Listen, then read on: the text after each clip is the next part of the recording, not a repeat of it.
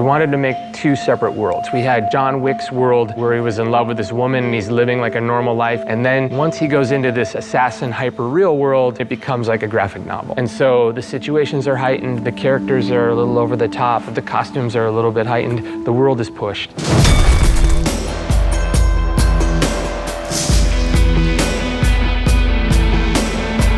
The underworld of John Wick has a formality to it, which I found really attractive. It's like everyone is really sensible and human and sophisticated in a way, and good. We try to explain a world that is not seen for other people, the hidden world perhaps in New York, but it's the same wherever you go. I would say John Wick explores a very dark, seedy underbelly of New York City. It is one of violence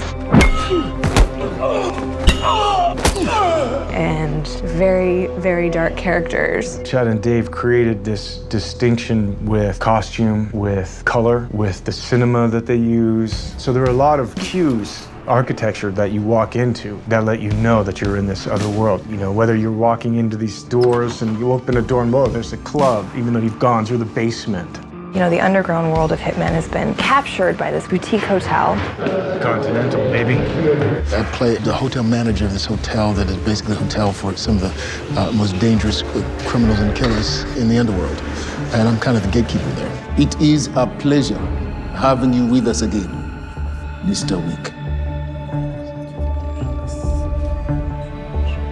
And this is where there's, you know, the assassins in the underworld go to relax. No business can be done there. It's the central hub for where you want to go if you're a bad guy. The Continental itself is like a safe ground, safe house. You go there, you take off your shoes, you can relax, you make your contacts, you make your deals. Anything off those sacred grounds, fair game. But on those grounds, you behave. And anyone who breaks those rules, as we find out, pays heavy penalties. You know, it's this very, like, isolated, crazy world that it actually makes you wonder if there are places like this. Everyone can go, be safe for a second, sanctuary, and have a good time at the speakeasy. And you enter with the gold coin.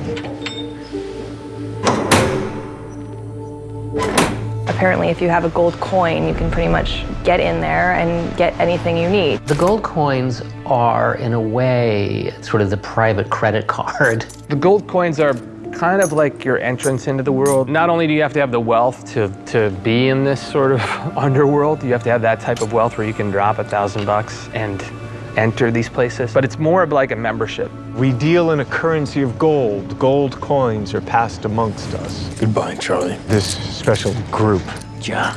You can get somebody to come remove bodies for you. You can get a doctor that's not going to go to the cops. That gold coin identifies them with each other, and it's their way of moving through the process. One side of the coin is peace and violence in one character, and the other side, there's a lion for strength and a shield for protection. Because these coins also, if you've got one, you're protected. Underneath his work table, he is buried literally a treasure chest of gold coins, weapons, and his suit, John Wick's suit. In a way, it's almost like a costume and the tools of his trade. When John Wick opens that trunk, you see everything. When Marcus opens his cabinet, you see everything. You know, playing an assassin opens up the toolbox. We don't deal with poison, but we deal with guns and fighting. And we do some knife stuff.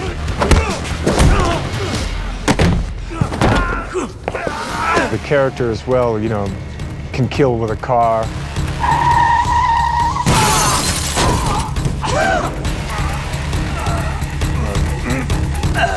It's that wonderful idea that, like a great cook would select the right knife. You've got John Wick and Marcus, and they're going to select exactly the right gun at the time.